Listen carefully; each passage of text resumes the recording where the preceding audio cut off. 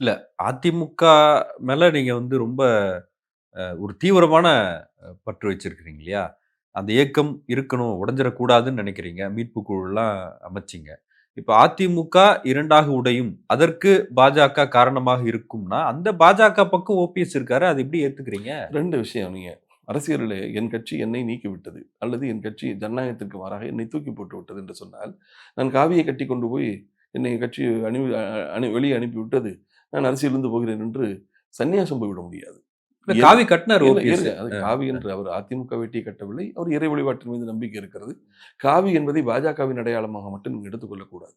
காவி என்பது பக்தியை நம்பக்கூடிய இந்து மத அடையாளம் கொண்ட அனைவருக்குமானது. பழனிக்கு போறவங்களெல்லாம் அங்க காவிய கட்டிட்டு போறாங்க. சபரிமலைக்கு போறவங்கலாம் காவிய கட்டிட்டு போறாங்க. அவங்கலாம் பாஜக உறுப்பினர்கள் என்று சொல்ல முடியுமா? திமுகவில் இருப்பவர்கள் கூட மாலை கட்டி போனால் காவி கட்டிக் கொண்டு போகிறார்கள். அதனால அதை என்னை பொறுத்தவரை கூட்டணி வைத்திருப்பதால் அவரை குறைத்து பேசுவதற்காக பயன்படுத்தக்கூடிய ஒரு வார்த்தையாகத்தான் அதை பார்க்கிறேன். அவரை பொறுத்தவரையும் பாரதிய ஜனதா கட்சி 4 வருடம் அதிமுகவை ஆட்சியில் காப்பாற்றிக் கொடுப்பதற்கு பாஜக பின்னின்றது. கேட்ட கோரிக்கைகள் எல்லாம் நிறைவேற்றிக் கொடுத்தார்கள். அம் அ இரு தலைவர்களையும் இணைத்து வைத்து பிளவை சரி செய்து அதிமுகவை ஒன்றுபடுத்திக் கொடுத்தார்கள். அதற்கு நான் விசுவாசமாக இருக்கிறேன். பாஜக கூட்டணியில் தான் நாம் இருக்க வேண்டும். காங்கிரஸ் அதனுடைய நேர் எதிர்க்கட்சியான காங்கிரஸோடு திமுக இருக்கிற போது, பாஜகவோடு நாம் கூட்டணி அமைத்திருப்பதிலே தவறு கிடையாது. பாஜக கூட்டணியோடு சேர்ந்து தான் 75 இடங்களை நாம் பெற்றிருக்கிறோம்.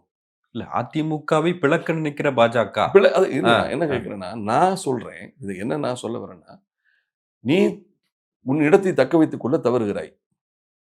உன் கட்சியை நீயே சீரழித்துக் கொள்கிறாய். நான் 3ஆம் இடத்தில் இருக்கிறேன். 2ஆம் இடத்தை நீ தக்க வைத்துக் கொண்டு முதலிடத்திற்கு முன்னேறுவதற்கான முயற்சி உன்னிடம் இல்லை. உன் கட்சியை நீயே உடைத்து, உன் கூட்டணியை நீயே குலைத்து, மக்களுடைய அபிமானத்தை பெறுவதற்கு ஒண்ணும் வேணாம் பிரதர்.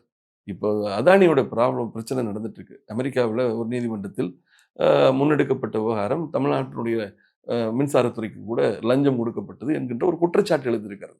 அது உண்மை, இல்லை, விசாரணை இவையெல்லாம் நடக்கட்டும். முதல் நிலையில ஒரு குற்றச்சாட்டு வந்திருக்கிறது.